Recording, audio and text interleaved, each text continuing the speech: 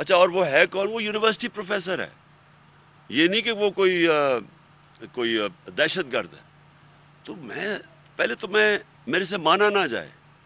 پھر انہوں نے مجھے جب تصویریں دکھائی، میرے وکیل مجھے ملنے آئے، جب انہوں نے چیزیں مجھے دکھائیں تب مجھے اندازہ ہوا کہ انہوں نے کیا اس سے.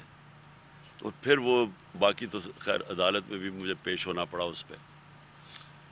لیکن جو مجھے اعظم سواتی کے اوپر جو انہوں نے کیا، یہ ایک ایسی چیز ہے جو میں آج آپ کو کہہ دوں کہ میں اب اس کو پوری طرح اعظم سواتی کے ساتھ ہر فورم کے اوپر اب ہم جائیں گے اس کے اوپر کہ.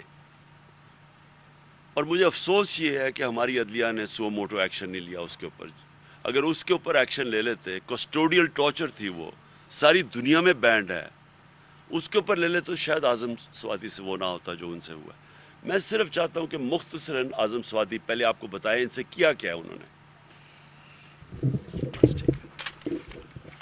بسم اللہ الرحمن الرحیم. میں آج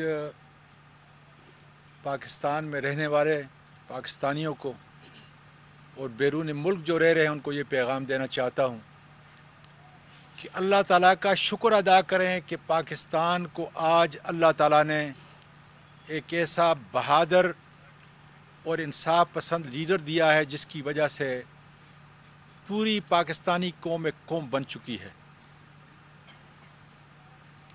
میں آپ کو یہ بتاؤں کہ آج اس جمہوری دور کے اندر، نام نہاد جمہوری دور کے اندر،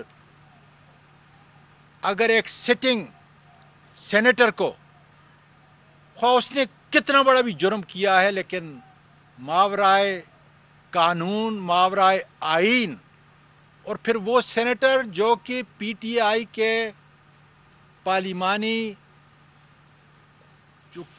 جو پارٹی ہے ہماری پی ٹی آئی کو اس کا ہیڈ ہے اور 17 سال سے سینٹ کے اندر ہے، اور کتنی کمیٹیوں کو میں نے ہیڈ اور چیئرمین اس کا میں رہا ہوں.